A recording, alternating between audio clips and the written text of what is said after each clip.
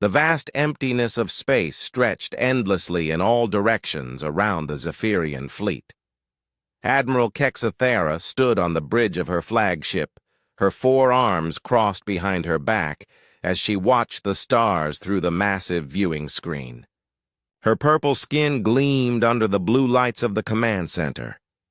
The fleet had been patrolling this sector for 3 months without seeing anything more dangerous than space debris. "Admiral," called out her sensor officer, his voice carrying a note of concern. "We have detected an unknown energy signature approaching our position." Kexathera turned toward the sensor station, her large yellow eyes focusing on the displays. "Show me what you have found." The main screen shifted to display a tactical view of the surrounding space. A single red dot moved steadily toward their position, still several hours away at its current speed. The readings below the dot made Kexathera's eyes narrow with interest. "The signature appears to be from a human vessel," the sensor officer continued. "But the energy readings are unlike anything in our database. The ship is much larger than typical human craft, and its power output suggests advanced technology." Kexathera moved closer to examine the data. In her 50 years of military service, she had encountered human ships many times. They were usually small, poorly armed, and relied more on luck than skill to survive in space. This reading suggested something very different. "How long since we last updated our intelligence on human capabilities?" she asked her intelligence officer. 6 months ago, Admiral. Our last encounter was with a human trading vessel that surrendered immediately when we approached. Their technology was at least 20 years behind our own." The Admiral nodded slowly. Humans were known throughout the galaxy as a young species that had only recently discovered space travel. They were brave enough. She would give them that. But their technology was primitive compared to the great civilizations like her own. Far ahead in the darkness, Captain Jake Morrison stood in the command center of the USS Thunder Bay. The massive, human dreadnought cut through space like a knife through water, its hull gleaming silver under the distant starlight. Jake was a tall man with short brown hair and tired eyes that had seen too much in recent months. His uniform was clean but showed signs of long wear. "Captain," said Lieutenant Amy Parker from her navigation station, "we are approaching the Zephyrian border. Sensors show a fleet of alien ships directly ahead." Jake walked over to Amy's station and looked at her displays. 16 enemy ships waited in formation ahead of them. It was exactly what he had expected to find. The Zephyrians controlled this region of space and did not welcome uninvited guests. "Any communication from them yet?" Jake asked. "Nothing so far, sir," replied Communications Officer Beth Taylor. "They are probably trying to decide what to do with us." Jake nodded and moved to the center of the bridge. Behind him, the elevator doors opened, and Dr. Lisa Chen stepped onto the command deck. She was a small woman with black hair tied back in a simple ponytail. Dark circles under her eyes showed how hard she had been working. "Captain, the modifications to our systems are complete," she reported. "All new technology is online and ready for testing." "Good work, Doctor. How are our passengers?" "The refugees are secure in the lower decks. Most of them are sleeping. They trust you to get them home safely." Jake felt the weight of that responsibility on his shoulders. 3,000 human civilians were counting on him to protect them, men, women, and children who had been abandoned on distant worlds when their own government decided they were too expensive to rescue. Jake had disobeyed direct orders to leave them behind. The Thunder Bay was no ordinary human warship. For the past 6 months, Jake and his crew had been missing, presumed dead after a failed diplomatic mission. In reality, they had been fighting, a desperate war to save human colonies that their government had written off as lost. During those months, they had captured alien technology and spent countless hours learning how to use it. "Commander Stone, what is the status of our weapons?" Jake called to his tactical officer. Commander Rick Stone was a large man with broad shoulders and steady hands. He had been Jake's friend for over 10 years and had never questioned the decision to rescue the colonists. "All weapons are charged. And ready, Captain. The new quantum torpedo system is online. Point defense grid is active and learning enemy patterns from our database."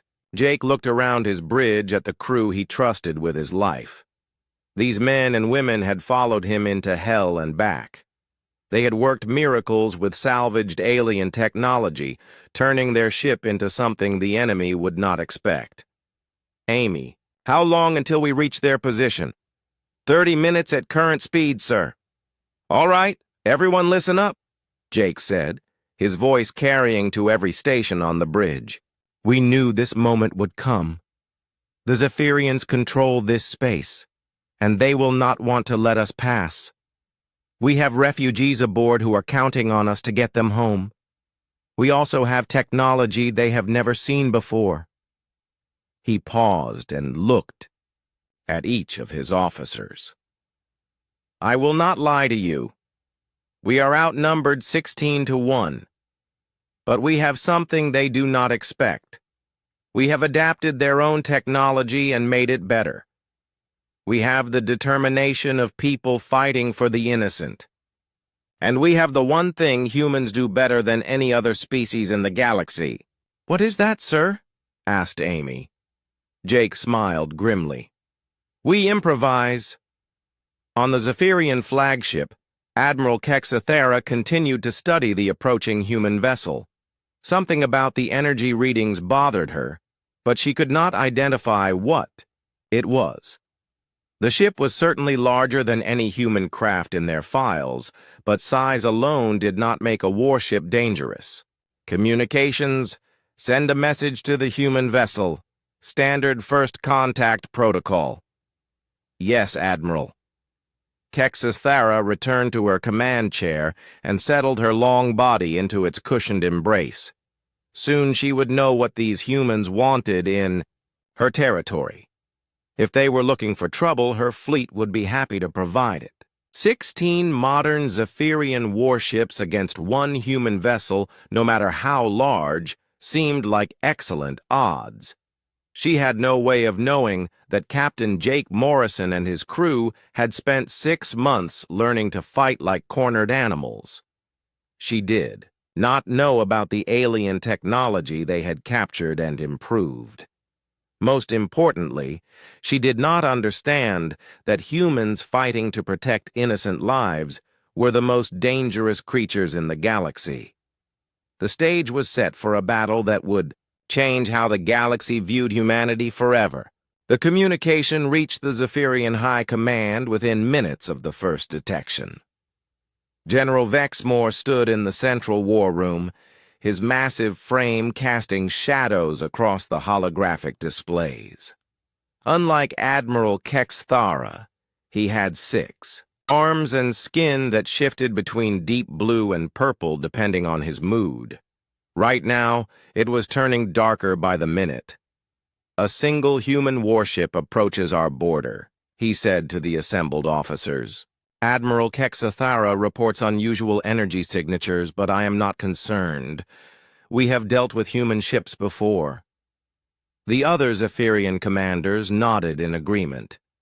Their species had been spacefaring for over 3,000 years. They had conquered dozens of worlds and defeated countless enemies. Humans were barely worth their attention. "What are your orders, General?" asked his aide. "Tell Admiral Kexathera to follow standard procedure. 1 warning, then destroy the vessel if it does not retreat. We cannot allow humans to think they can enter our territory without permission." General Vexmore dismissed the meeting and returned to studying reports from other sectors. He gave the human ship no more thought. In his experience, Humans were cowards who ran at the first sign of real opposition. Aboard the Thunder Bay, Dr. Lisa Chen made her way through the ship's corridors toward the main engineering section. The past 6 months had changed her more than she liked to admit. Once a quiet research scientist, she now carried a sidearm and knew how to use every piece of alien technology they had captured. The engineering deck buzzed with activity as her team made final adjustments to their modified systems. Chief Engineer Tom Brooks looked up as she approached. He was covered in grease and his uniform showed burn marks from working with dangerous alien power sources. "Doctor, the quantum fusion drive is running at 110% efficiency," Tom reported. "I still do not understand how it works, but it works better than the original alien version." Lisa smiled at that.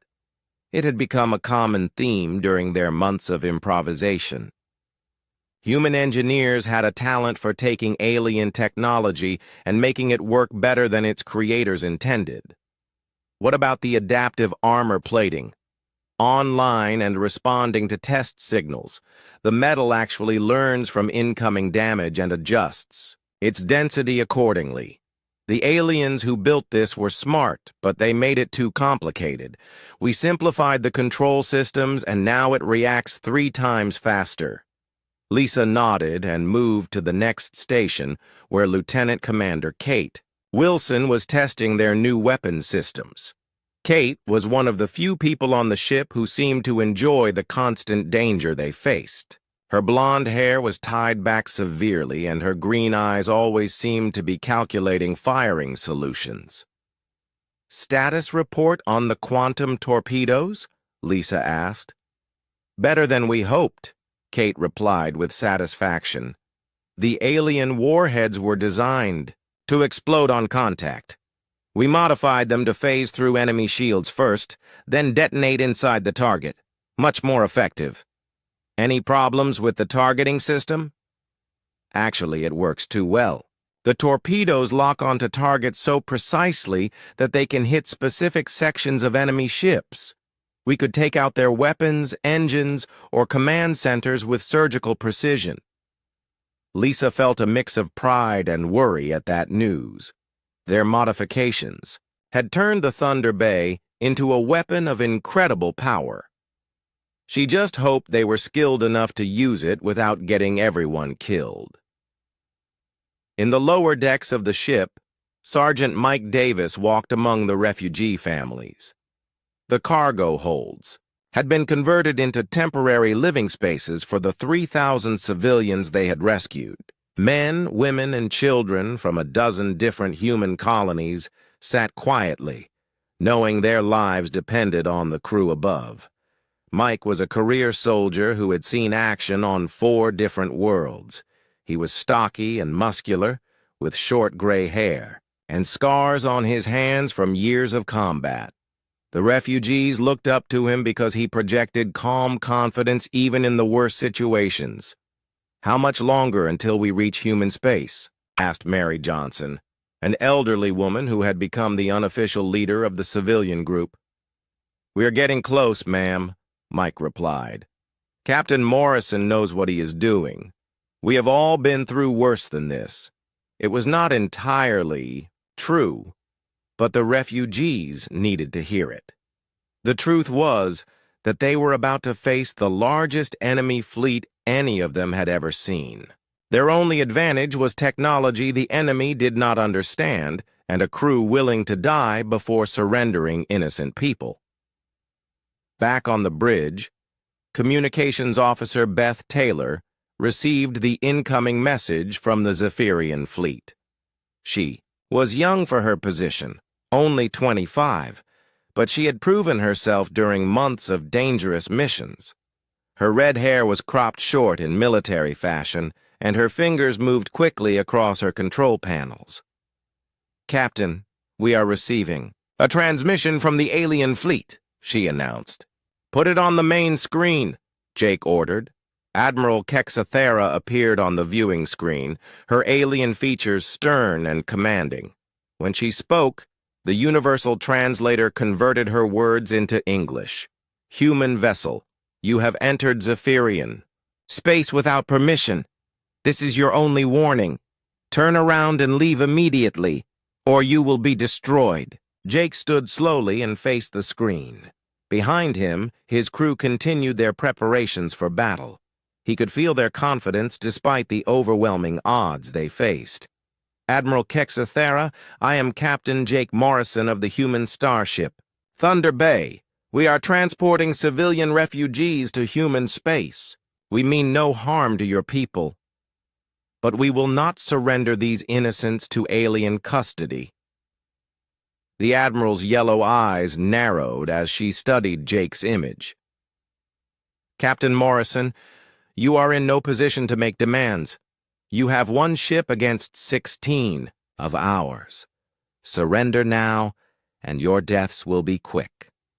I appreciate the offer, Jake replied calmly, but I must decline. These people are under my protection, and I will not abandon them. The communication ended abruptly.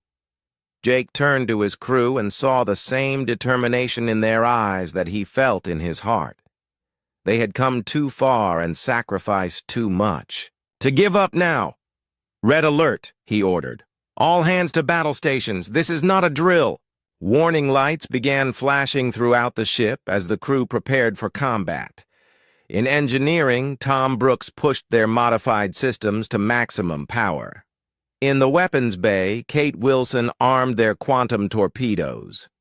Throughout the ship, 3,000 refugees said prayers in a dozen different languages. Admiral Kexathera returned to her command chair and gave orders to her fleet. 16 warships moved into attack formation, their weapons charging with deadly energy. She felt confident about the coming battle. Humans were brave but foolish. This Captain Morrison would learn that bravery alone could not overcome superior numbers and firepower. Neither side fully understood what was about to happen. The Zephyrians expected an easy victory against primitive human technology. The humans knew they were outgunned, but trusted in their ability to adapt and overcome. In a few minutes, the galaxy would learn what happened when human desperation met alien arrogance. The silence of space stretched between the two forces like a held breath. Admiral Kexathera watched the human ship on her tactical display, waiting for Captain Morrison to realize his hopeless situation and surrender. Her 16 warships had formed a perfect attack formation, weapons locked onto the Thunder Bay from multiple angles.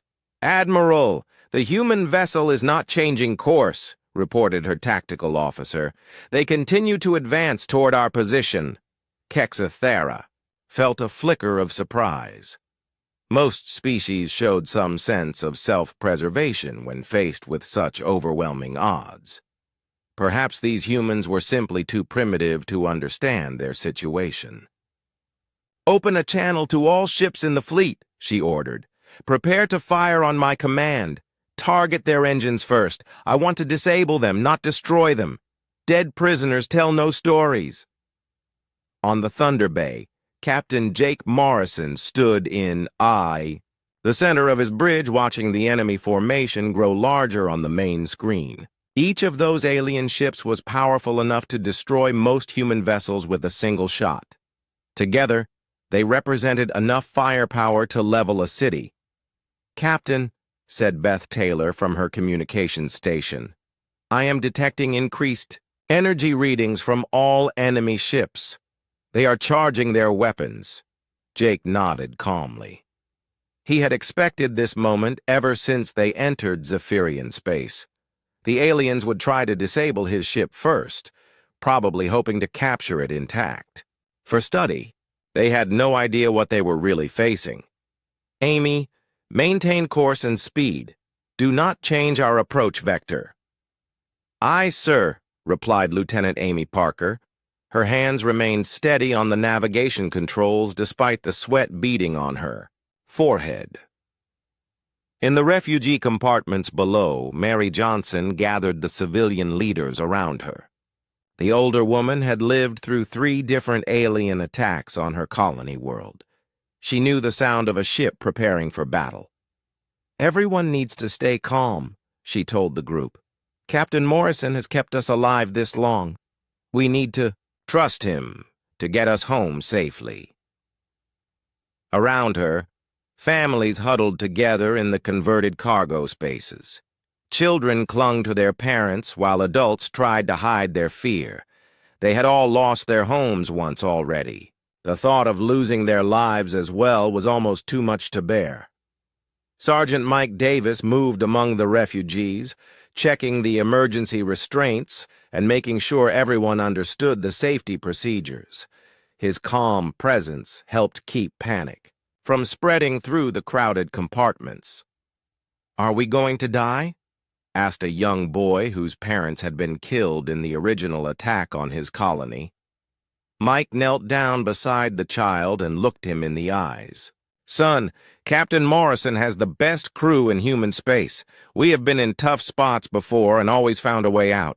Today will be no different." The boy nodded and returned to his makeshift bed.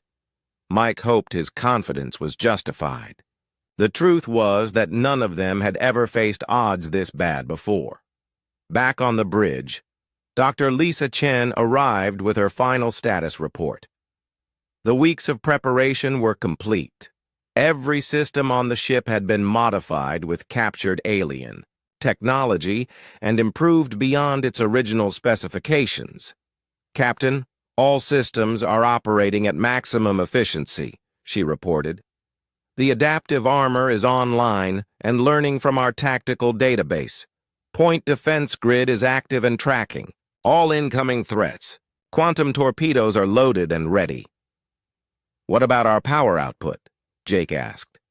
"The quantum fusion drive is producing 30% more energy than the original alien design. Our modifications to the containment field actually improved its stability." Jake smiled at that. It was typical of human engineering to take someone else's technology and make it work better. The Zephyrians were about to learn why humans had such a reputation for technological adaptation. "Captain," Commander Rick Stone called from the tactical station, "enemy fleet is moving into final attack position. All ships have weapons locked on our position. Open a channel to the Zephyrian flagship," Jake ordered. Admiral Kexathara appeared on the main screen once again. This time her expression showed annoyance rather than mere authority. "Captain Morrison, this is your final opportunity to surrender. My fleet has you completely surrounded. There is no escape." Jake looked directly into her alien eyes and spoke with quiet determination. "Admiral, I told you before that these people are under my protection. That has not changed. If you want them, you will have to go through me." "Then you choose death for yourself and your crew," Kexathara replied coldly. "No," Jake said firmly. "I choose to fight for what is right. There is a difference." The communication ended. Jake turned to his crew and saw the same resolve reflected in every face. They understood what they were fighting for. It was not just about 3,000 refugees. It was about proving that humans would never abandon their own, no matter the cost. "All stations report ready for combat," announced Commander Stone. "Very well," Jake said quietly. "Beth, send a message to the refugee compartments. Tell them to prepare for heavy acceleration and possible impact. Amy, plot an evasive course through their formation. Kate, target their lead ships with quantum torpedoes." "Sir," interrupted Amy Parker, "an evasive course through their formation? That means flying directly into their weapons range." "Exactly," Jake replied. "They expect us to try to run or keep our distance. Instead, we are going straight through the middle of their fleet.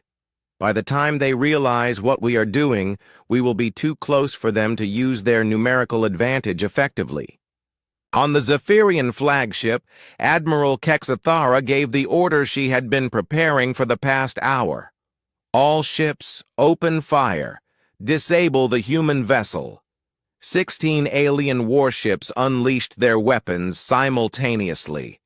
Beams of energy and flights of missiles streaked across space toward the Thunder Bay. It was enough firepower to destroy a small moon. The Admiral expected to see the human ship crippled within seconds. Instead, something impossible happened. The energy beams struck the Thunder Bay's hull and seemed to disappear, absorbed by armor plating that shifted and adapted to each impact. The missiles exploded harmlessly against defensive screens that learned from each attack and adjusted their frequencies accordingly. "What just happened?" Kexathera demanded. Her sensor officer stared at his displays in disbelief. "Admiral, their defensive systems are unlike anything in our database. Our weapons appear to be ineffective." Before the Admiral could respond, the Thunder Bay returned fire. Quantum torpedoes phased through the shields of 3 Zephyrian ships and exploded inside their hulls. The aliens watched in shock as their vessels suffered massive internal damage from weapons that should not have been able to penetrate their defenses. "Impossible," whispered Kexathera. "How do they have such advanced technology?" She was about to learn that humans had a talent for taking the impossible and making it work. The battle that would reshape galactic politics had only just begun. Admiral Kexathera stared at her tactical display in growing disbelief. 3 of her heavy cruisers were showing critical damage from the human attack. Their shields should have stopped those weapons completely. Instead, the torpedoes had passed through their defenses like they did not exist. "Damage report from the affected ships," she ordered. "Admiral, the Vextahara reports massive internal explosions. Hull breaches on decks 4 through 7. The Kex Morath has lost main power and weapons control. The Zexandra is requesting immediate assistance for their wounded." Kexathera's skin shifted to a darker purple as her anger grew. "How is this possible? Our intelligence report stated that human technology was decades behind our own."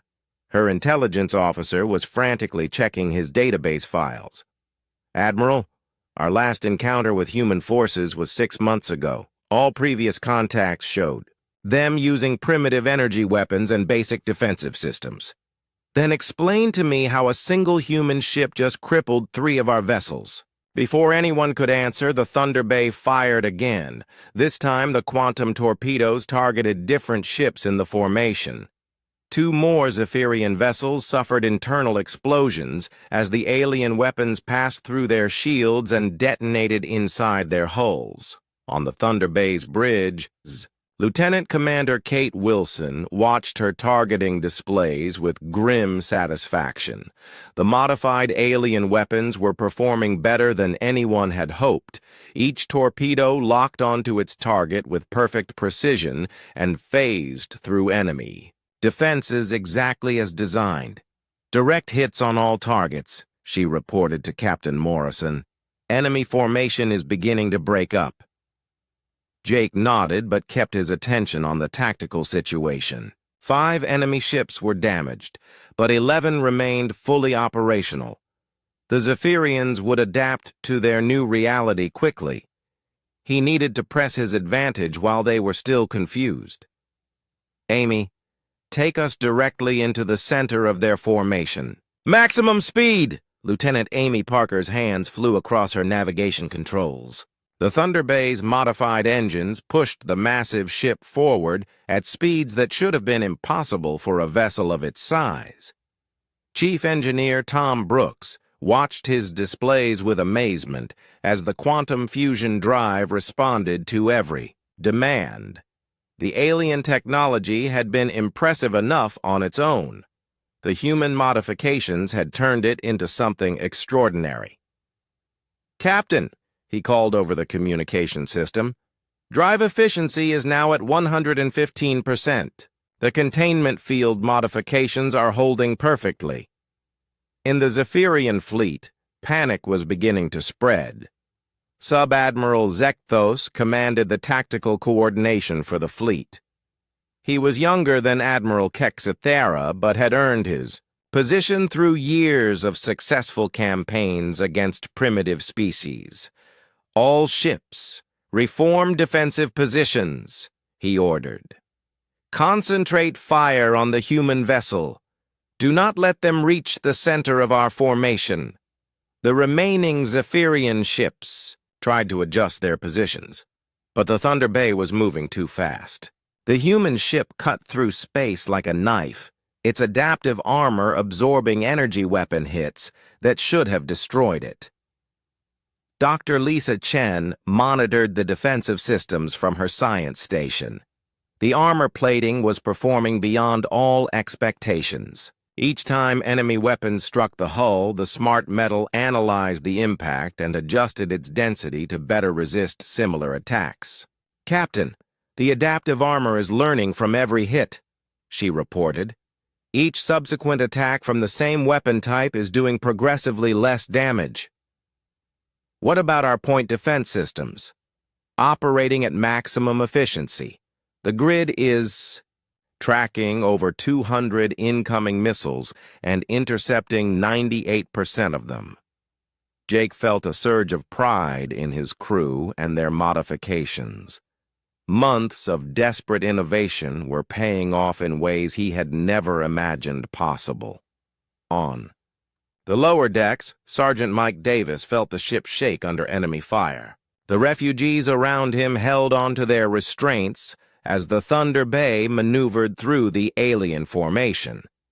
Despite the chaos above, most of the civilians remained calm. Mary Johnson approached Mike with concern in her eyes. "Sergeant, how are we doing up there?" "Better than expected, ma'am," Mike replied honestly. "The captain knows what he is doing. Our boys and girls have turned this ship into something special." The older woman nodded and returned to comforting the children.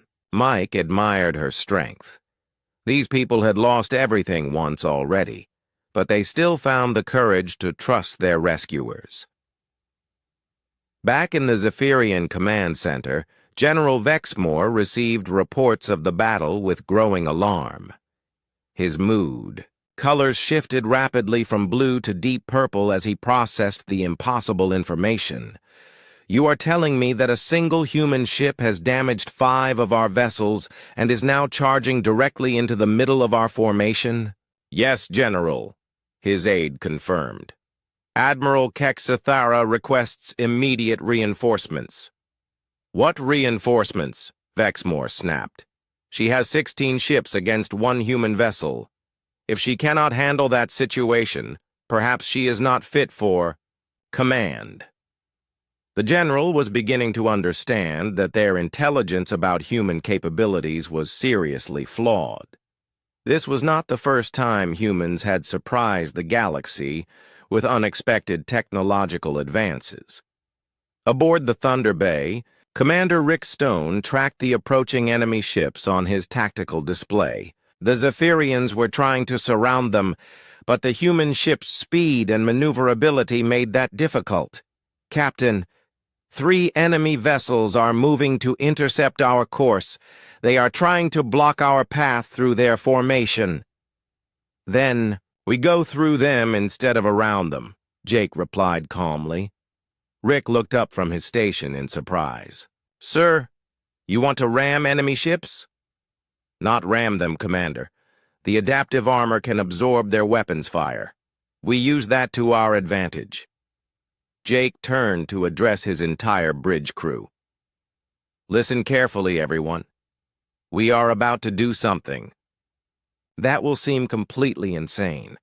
We are going to fly directly through enemy fire and use their own weapons to power our systems." Dr. Lisa Chen looked up from her science station with sudden understanding. "Captain, you want to use the ram scoop modifications?" "Exactly. The alien energy absorption technology was designed for their ships. We improved it to work with our power systems.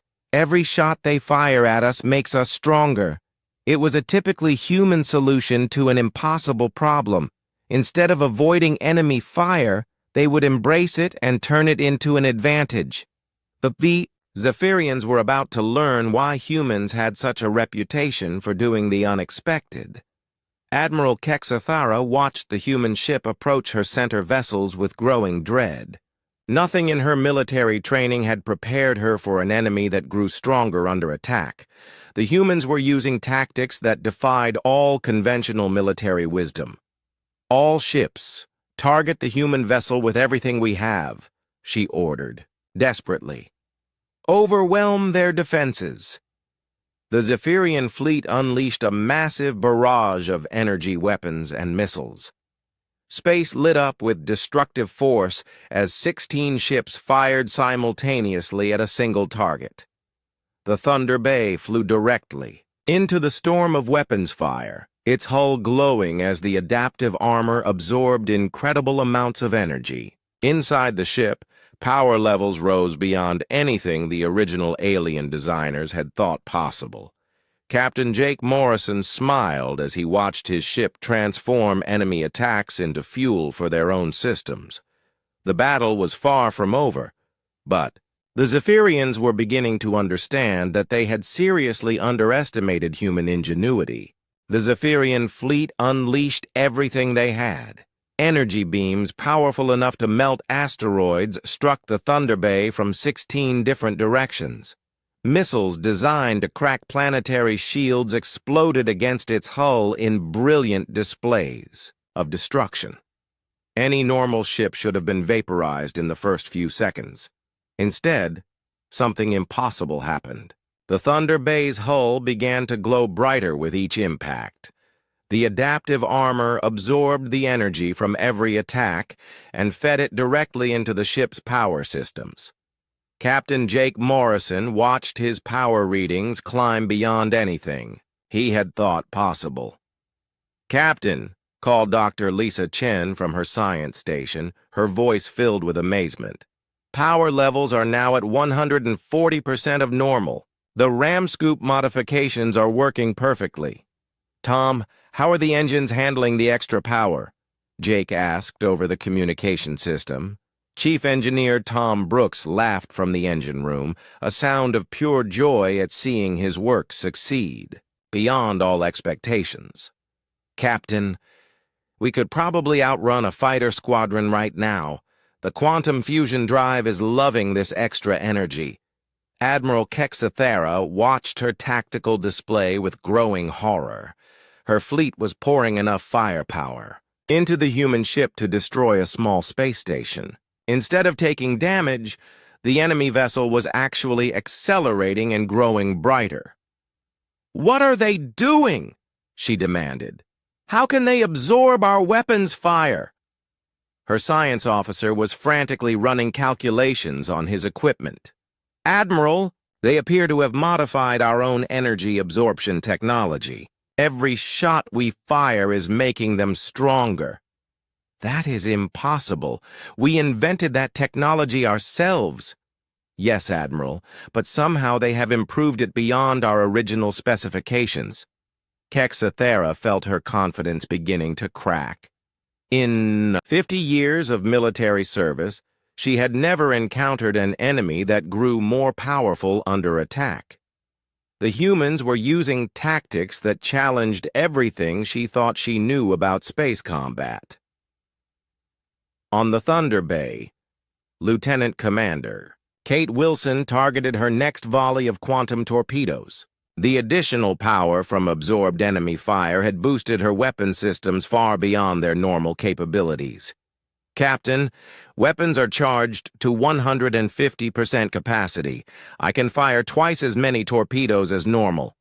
"Then let us show them what human innovation looks like," Jake replied. "Fire all tubes." 8 quantum torpedoes launched from the Thunder Bay, twice the normal number. Each one locked onto a different enemy ship with perfect precision. The modified alien weapons phased through Zephyrian shields like they were made of paper and exploded inside their targets with devastating effect. The results were immediate and catastrophic for the alien fleet. 3 more ships suffered critical damage as internal explosions tore through their hulls. A 4th vessel lost all power and began drifting helplessly through space. The carefully organized Zephyrian formation collapsed into chaos as ships tried to avoid the human torpedo attacks. "Direct hits on all targets," Kate reported with satisfaction. 8 enemy ships are now showing critical damage or complete power loss. Commander Rick Stone updated his tactical display and felt a surge of hope. "Captain, we have reduced their effective fighting force by 50%. Only 8 ships remain fully operational." Jake nodded but remained focused on the bigger picture. 8 enemy ships still represented overwhelming firepower by normal standards. The difference was that these aliens were no longer fighting by normal standards. They were facing humans who had turned their own technology against them. Lieutenant Amy Parker guided the Thunder Bay through the broken enemy formation with incredible skill. The massive human ship moved like a dancer, avoiding collisions while maintaining perfect firing positions. Her modifications to the navigation system allowed her to calculate flight paths that should have been impossible for a vessel of that size. "Captain, we are now in the center of their formation," she reported. "All enemy ships are within close weapons range."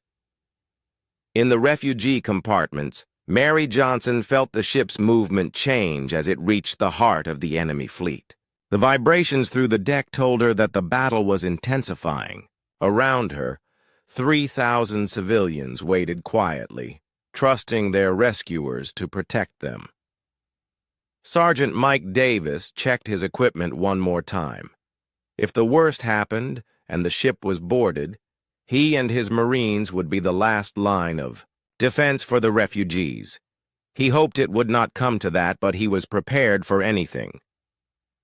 "How much longer?" asked a young mother holding her infant son. "Not long now, ma'am," Mike replied. "Captain Morrison is the best ship commander in human space. He will get us home." The woman nodded and returned to quietly singing a lullaby to her child. Mike marveled at the strength these people showed in the face of overwhelming danger.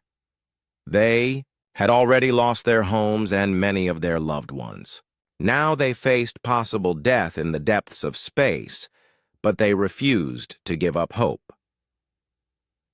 Back on the Zephyrian flagship, Sub-Admiral Zekthos was frantically trying to reorganize his scattered forces. Half of his ships were damaged or destroyed, and the human vessel was now in the perfect position to target his remaining vessels from close range. "All ships, reform defensive positions," he ordered. "Concentrate fire on the human engines. We need to stop them from maneuvering." "Sir," his tactical officer called out, "the human ship is charging weapons again. They appear to be targeting our remaining heavy cruisers." Zekthos felt fear creep into his thoughts for the first time in his military career. The humans had turned what should have been an easy victory into a devastating defeat. Their single ship had outfought his entire fleet using technology that defied explanation. Admiral Kex Thera was reaching the same conclusion from her damaged flagship. 3 of her own ships were barely holding together, and the human vessel showed no signs of serious damage despite absorbing incredible amounts of weapons fire. "Communications, send a message to General Vexmore. Tell him we need immediate reinforcements." "Admiral," her communications officer replied nervously, "our long-range transmitters were damaged in the last attack. We cannot reach high command." Kexathara closed her eyes and tried to accept what was happening. Her fleet was being systematically destroyed by a single human ship. Worse, they were losing because the humans had taken Zephyrian technology and improved it beyond recognition. On the Thunder Bay, Dr. Lisa Chen monitored the battle damage to their own systems. Despite flying through the heart of an enemy fleet, they had suffered surprisingly little damage.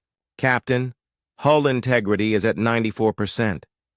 The adaptive armor has learned to resist most of their weapons. We are actually taking less damage now than we were at the beginning of the battle. What about our weapons and engines? All systems operating above normal capacity thanks to the absorbed energy. We could continue fighting at this level for hours if necessary. Jake felt pride swell in his chest as he looked around his bridge. His crew had worked miracles with salvaged alien technology. They had turned a desperate rescue mission into a demonstration of human adaptability and innovation. Kate, prepare for the next torpedo volley. Let us finish this. The Thunder Bay prepared to deliver the final blow to an enemy fleet that had seriously underestimated human determination. The galaxy was about to learn that humans fighting for innocent lives were the most dangerous force in known space. The remaining 8 Zephyrian ships desperately tried to reorganize their attack. Admiral Kexathera realized that conventional tactics were useless against an enemy that absorbed their weapons fire and turned it into power. She needed to try something different before her entire fleet was destroyed. Launch all fighter squadrons, she ordered. If we cannot damage them with capital ship weapons, perhaps smaller targets can find weak spots in their defenses. From the surviving alien vessels, dozens of fighter craft emerged like angry insects. These small ships were fast and maneuverable, designed to swarm larger targets and attack from multiple angles simultaneously. Fighter Squadron leader Yexandra commanded the lead group of 12 fighters. All squadrons, coordinate your attacks, she broadcast to her pilots. Target the human ship's weapon systems and engine ports. Look for any gaps in their armor plating. The Zephyrian fighters spread out in a complex attack pattern, approaching the Thunder Bay from every direction. Their small size and speed made them difficult targets for the human ship's main weapons. Yexandra felt confident that her fighters could succeed where the capital ships had failed.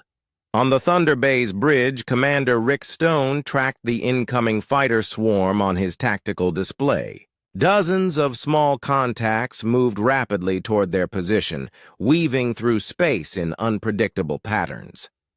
Captain, enemy fighters are approaching from multiple vectors.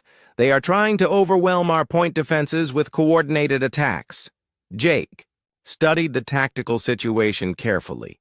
The alien fighters were small and fast, but they also represented a new opportunity. If his crew could deal with this threat effectively, it would demonstrate another aspect of human adaptability. Amy, can you make our ship dance like a fighter? Lieutenant Amy Parker looked up from her navigation station with surprise. Sir, you want me to maneuver a dreadnought like a fighter craft? That is exactly what I want. Show these aliens that humans do not believe in impossible. Amy's hands moved across her controls as she calculated navigation patterns that pushed the limits of physics. The Thunder Bay's modified engines and enhanced power systems would allow maneuvers that should have been impossible for a ship of its size. Dr. Lisa Chen monitored the structural stress as the massive vessel began moving. In ways its designers never intended, the adaptive armor and reinforced hull modifications were holding perfectly, allowing them to perform maneuvers that would tear apart a normal ship. Captain, hull stress is within acceptable limits.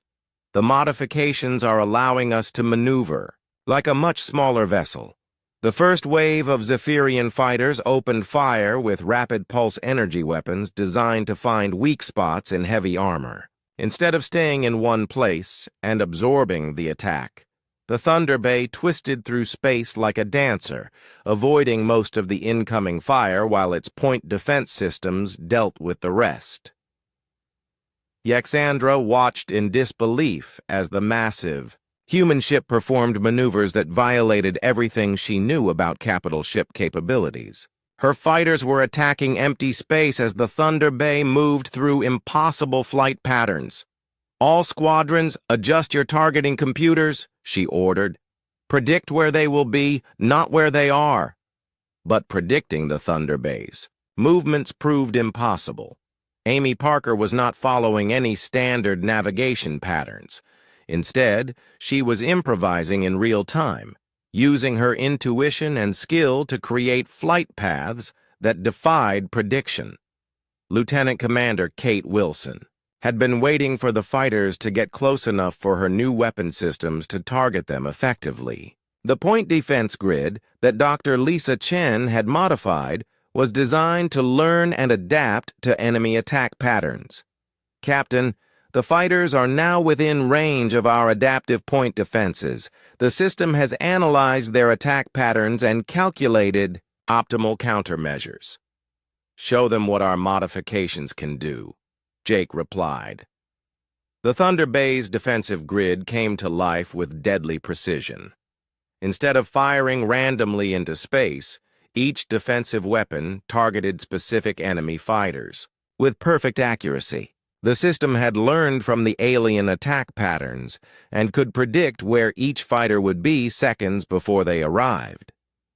Yexandra watched her squadron disappear from her tactical display one by one as the human defenses found their targets, with impossible accuracy.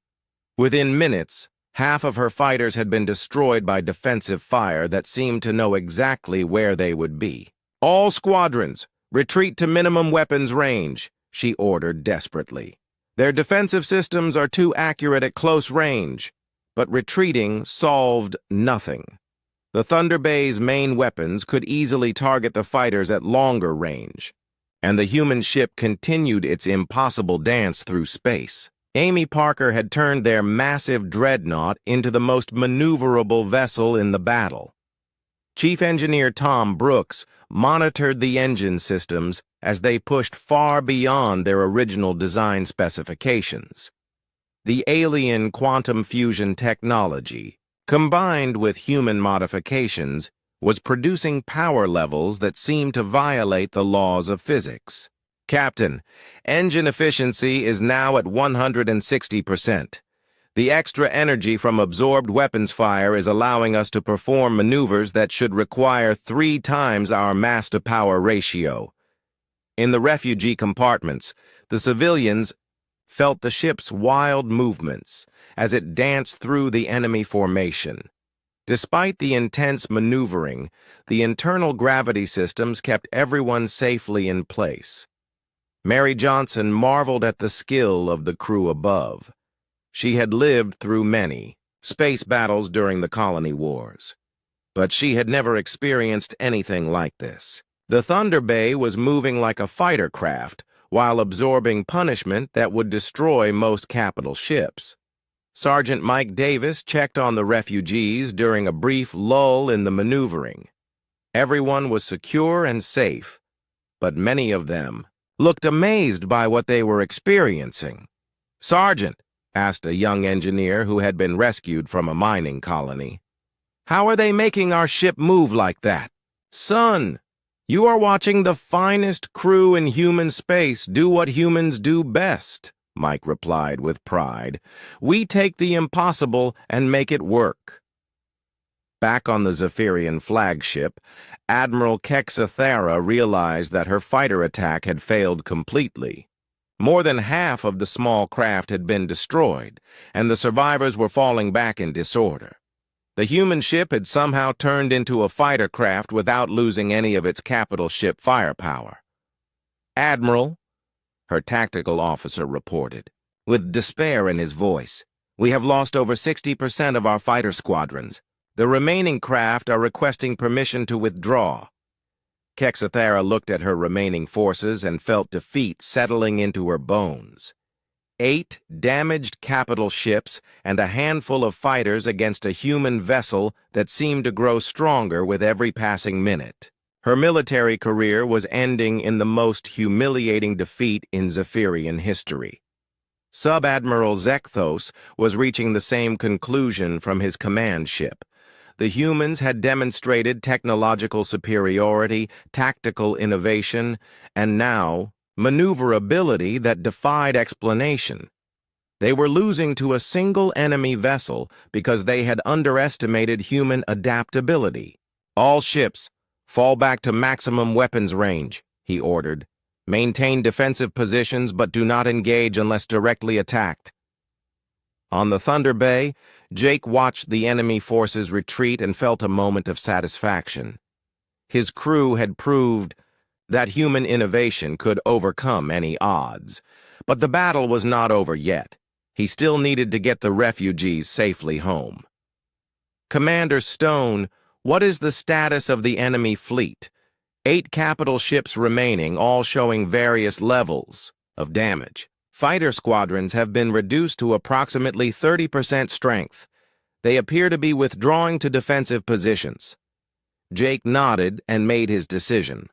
It was time to end this battle and show the galaxy that humans would never surrender innocent lives to alien threats. Admiral Kexathera stared at her tactical display and tried to comprehend the impossible situation. Her fleet had been reduced from 16 powerful warships to 8 damaged vessels barely holding formation. The human ship that should have been destroyed in the first minutes of battle was now stronger than when the fight began. "Admiral," her tactical officer said quietly, "our weapons are having no effect. Every shot we fire makes them more powerful. Perhaps we should consider other options." The word he could not say was retreat. In 3,000 years of Zephyrian military history, no fleet had ever retreated from a single enemy vessel. The shame would echo through their civilization for generations, but the alternative was the complete destruction of her remaining forces. Captain Jake Morrison stood on his bridge and watched the enemy formation through the main viewing screen. The alien ships were maintaining their distance now, clearly afraid to engage his vessel directly. He could have finished them off with another torpedo barrage, but that was not why he was here. "Beth, open a channel to the Zephyrian flagship," he ordered. Communications Officer Beth Taylor established the connection quickly. Admiral Kexathara appeared on the main screen, her purple skin now showing signs of deep stress. Her 4 arms hung loosely at her sides in a gesture that Jake recognized as defeat. "Admiral Kexathara," Jake said calmly, "I believe we have both learned something today.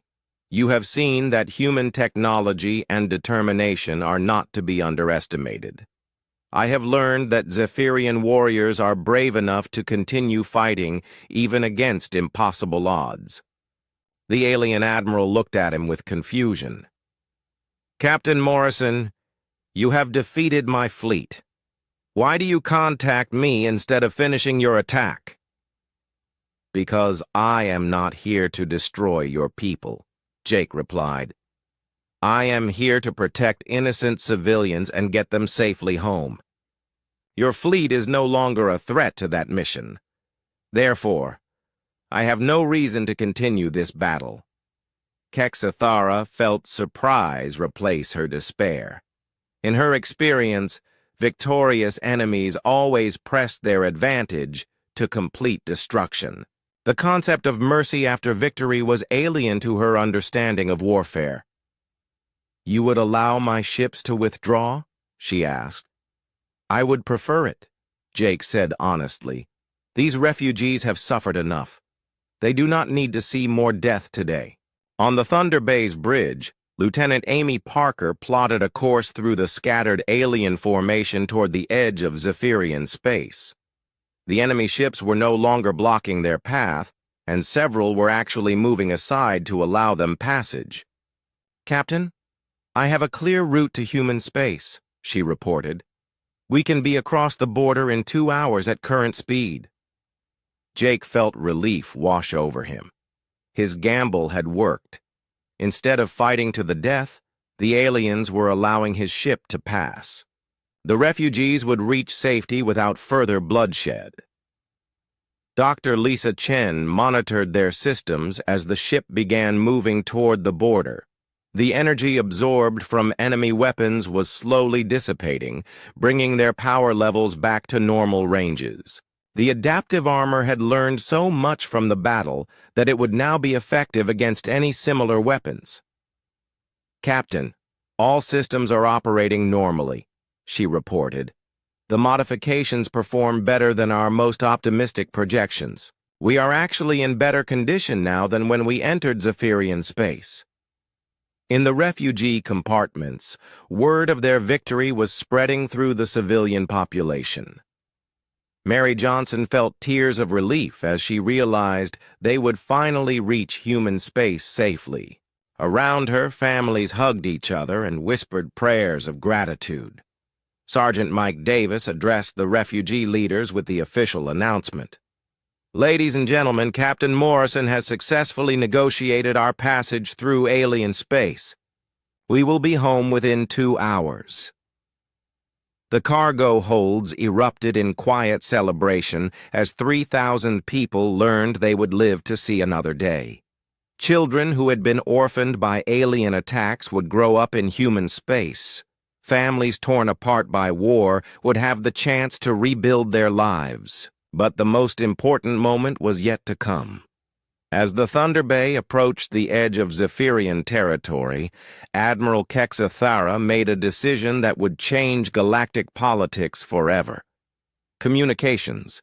Send a message to the human vessel.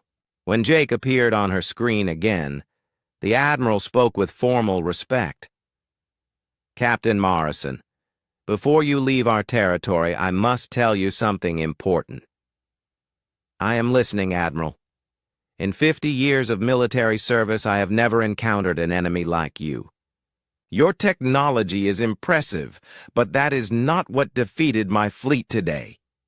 Jake waited for her to continue. "You fought with honor to protect innocent lives. You showed mercy when you could have destroyed us.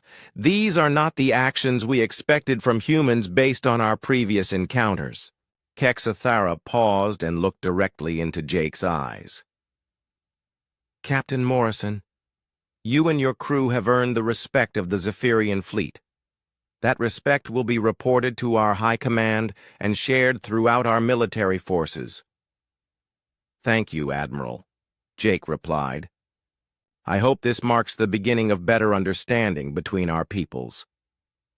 The communication ended as the Thunder Bay crossed into human space. Behind them, the damaged Zephyrian fleet began the long journey home with a story that would reshape their civilization's view of humanity. Chief Engineer Tom Brooks sent his final battle report to Captain Morrison. "Captain, all systems performed beyond specifications. The alien technology we captured and modified gave us capabilities that no one thought possible. We turned their own weapons against them." Commander Rick Stone updated his tactical analysis for the ship's log. "Enemy fleet neutralized with minimal damage to our vessel. Refugee transport mission completed successfully. All civilian passengers safe and secure." But the real victory was not measured in damaged enemy ships or successful technology. The real victory was in the faces of 3,000 people who had been written off as lost but never gave up hope. They had been rescued by humans who refused to abandon their own, no matter the odds. As the Thunder Bay headed deeper into human space, Jake Morrison stood on his bridge and thought about what they had accomplished. They had not just won a battle against overwhelming odds. They had proved that human innovation, determination, and moral courage could overcome any challenge. The galaxy had learned an important lesson that day. When humans fought to protect innocent lives, they became the most dangerous force in known space. It was a lesson that would not be forgotten. 3 days later, the Thunder Bay approached Earth's orbital defense stations. The massive human homeworld hung in space like a blue and white jewel, its cities glowing softly on the night side. Captain Jake Morrison had not seen his home planet in over 8 months. and the sight filled him with emotions he had kept buried during the long rescue mission. "Captain," said Communications Officer Beth Taylor, "Earth Defense Command is requesting our identification and passenger manifest." Jake smiled for the first time in weeks.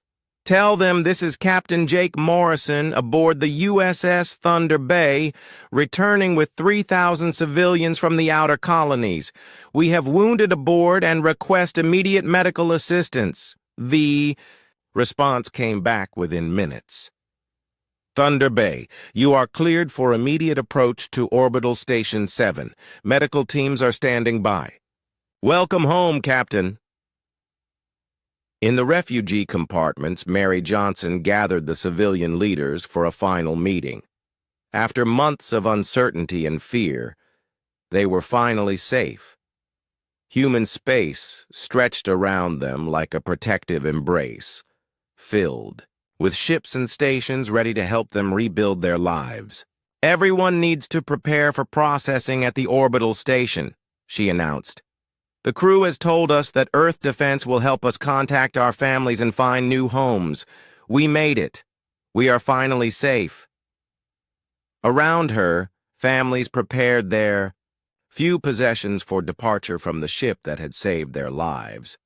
Children who had grown up during the dangerous journey now looked forward to playing on real planets again. Adults who had lost everything began planning new futures. Sergeant Mike Davis walked among the refugees one last time, checking on people who had become like family during their shared ordeal. The tough Marine had grown attached to these brave civilians who had never given up hope. "Sergeant," asked the young boy whose parents had been killed in the original colony attacks, "will I see you again?" Mike knelt down and looked the child in the eyes. "Son, you are going to have a wonderful new life on Earth. But if you ever need anything, you can find me. Marines take care of their own, and you are one of us now." On the bridge, Dr. Lisa Chen submitted her final technical reports to Earth Defense Command. The modifications they had made to alien technology would revolutionize human starship design. More importantly, they had proved that human innovation could turn enemy advantages into devastating weaknesses. "Captain," she said to Jake, "Earth Command is very interested in our technical innovations. They want complete details on everything we learned during the mission. Make sure they understand that our people accomplished miracles out there," Jake replied. "Tom Brooks and his engineering team turned salvaged alien technology into something better than its original creators imagined. Kate Wilson created weapon systems that could penetrate any known defense. Amy Parker made our ship dance through space like a fighter craft. Chief Engineer Tom Brooks was already receiving messages from Earth's top research facilities. Everyone wanted to understand how a human crew had modified alien technology to achieve impossible performance levels. The quantum fusion drive alone would change how humanity traveled through space. "Captain," Tom called from the engineering deck, "they want to study everything we did to their equipment. Looks like we're going to be teaching classes on alien technology modification."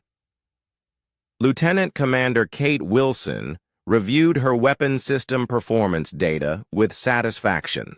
The quantum torpedoes had performed perfectly in combat, proving that human tactical thinking could improve on alien designs.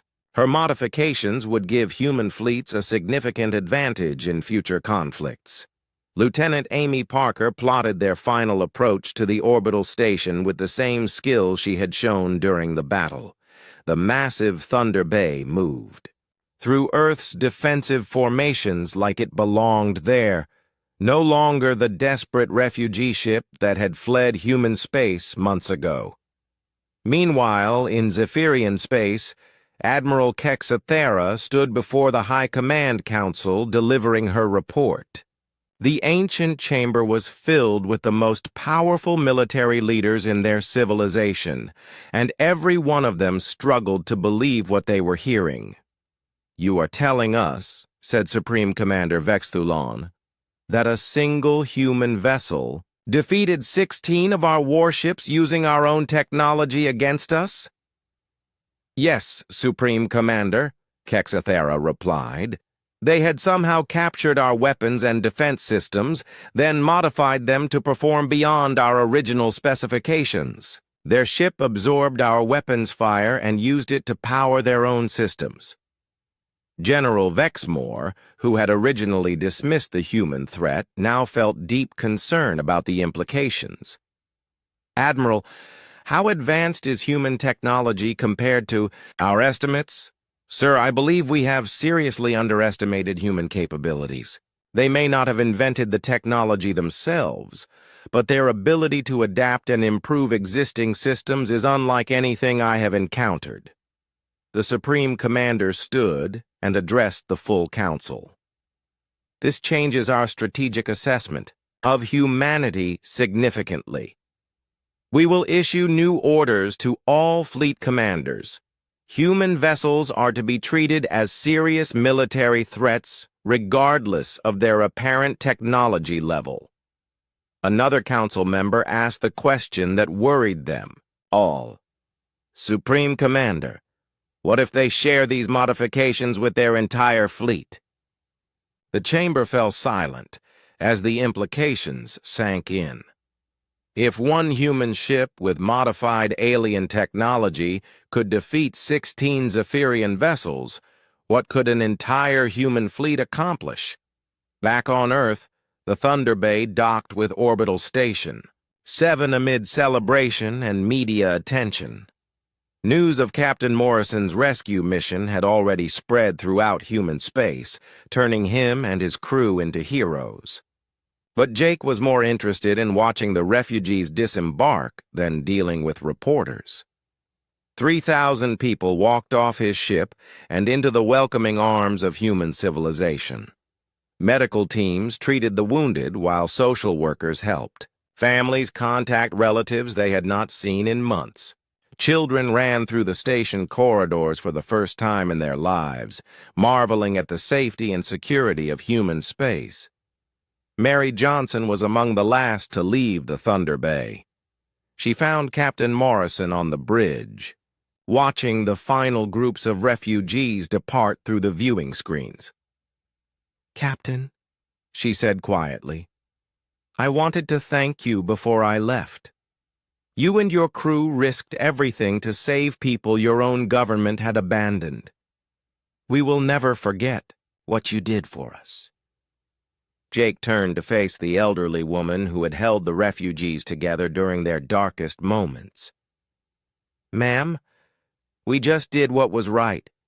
No human should be left behind regardless of what politicians decide. That is exactly why we trusted you," she replied. "You never forgot that we were people, not just a mission." After Mary Johnson left the ship, Jake stood alone on his bridge and reflected on what they had accomplished. They had saved 3,000 lives and proved that human ingenuity could overcome any obstacle. More importantly, they had shown the galaxy that humans would never abandon their own. Dr. Karen White, the ship's chief medical officer, submitted her final medical reports. Despite months of dangerous travel and a major space battle, they had not lost a single refugee. Her medical team had worked miracles keeping everyone healthy during the journey. The Thunder Bay itself would undergo extensive study by Earth's top scientists and engineers. Every modification made during their mission would be analyzed and incorporated into new ship designs. The lessons learned from adapting alien technology would give humanity a significant advantage in future conflicts. But the most important lesson was not technological. The galaxy had learned that humans fighting to protect innocent lives were the most dangerous opponents anyone could face. Admiral Kexathera's report would spread throughout alien civilizations, warning them never to underestimate human determination. When defending their own, Captain Jake Morrison received new orders from Earth Defense Command within a week of his return. He was being promoted to admiral and given command of a new fleet equipped with modified alien technology. His mission would be to ensure that no human colony would ever be abandoned again. As he prepared for his new assignment, Jake thought about the refugees who were now building new lives throughout human space. Children were starting school on peaceful worlds. Families were reuniting after months of separation. Adults were finding new jobs and new hope for the future. The galaxy had learned an important truth that day in Zephyrian space. When humans said they would protect innocent lives, they meant it. No enemy force, no matter how powerful, could break that determination. It was a lesson that would reshape galactic politics for generations to come. The age of underestimating humanity was over. The stars now knew that when a human warship approached with refugees aboard, it carried the full force of human innovation, determination, and moral courage. That was a force no alien civilization wanted to face in battle.